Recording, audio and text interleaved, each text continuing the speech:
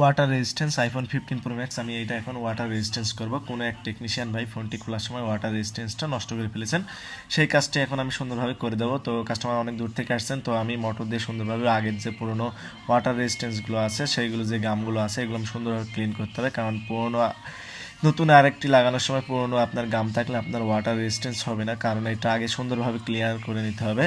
কারণ সুন্দর একটি পরিষ্কার কাপড় নেওয়া যে গামগুলো আছে সুন্দরভাবে ক্লিন করে নতুন একটি ওয়াটার যে রেজিস্ট্যান্স যে গ্যাসকেট যেটাকে বলি বাংলায়, সেটাকে গ্যাসকেটটা আপনার রেজিস্টার করতে হবে। তো দেখতেই পাচ্ছেন আমি নতুন একটি গ্যাসকেট নিয়েছি, এবং পুরোনো যে ডিসপ্লেটা আছে, ডিসপ্লে যে গাম আছে বা ধুলোবালি আছে এগুলো পরিষ্কার করে নিতে হবে।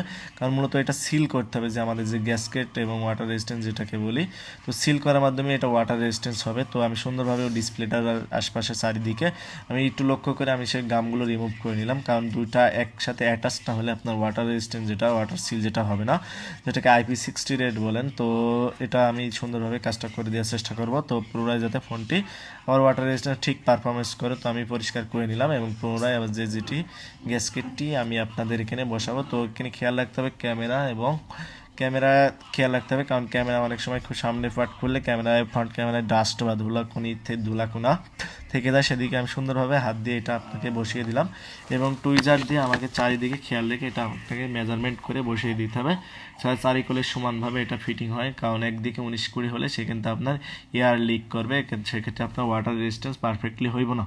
তো পারফেক্টলি না হইলে আপনার পানি ঢুকে যাওয়ার চান্স আছে, এবং বৃষ্টির পানি বা ঘাম ঢুকে যাওয়ার ফোনটার ভিতর চান্স আছে। তো আপনার ইন্টারনাল পার্টগুলো ক্ষতিগ্রস্ত করে দিতে পারে, এই জন্য সেভাবে আমরা কাজটি করে দেবো। তো এখন পুনরায় আবার ফিটিং করব, ডিসপ্লেটা দিয়ে লাস্ট একবার চেক করে নেব, এবং যে আপনার ডিসপ্লে কানেক্টর এবং যে আপনার বেজিকগুলো কানেক্টরে যে এটা স্টিল সিল থাকে সেগুলো আবার পুনরায় আমরা ফিটিং করব। এক এক করে সুন্দরভাবে আমরা স্ক্রুগুলো লাগাবো, যাতে কোনো জায়গায় কোনো গ্যাপ বা কোনো জায়গায় ফাঁকা না থাকে, এবং এদিক খেয়াল রাখতে হবে এই আইফোনের স্ক্রু কিন্তু বেশি টাইট দেওয়া লাগে না, এবং পরিমাণ যেটা স্ক্রু যে জায়গায় ছিল সেই জায়গায় বসানোর চেষ্টা করবো, নয়তো আপনার বোর্ড ড্যামেজ হওয়ার চান্স থাকে, সেক্ষেত্রে আমাদের খেয়াল রাখতে হবে। তো দেখতে পাচ্ছেন আইফোনটি সুন্দরভাবে আমি অন করে নিলাম।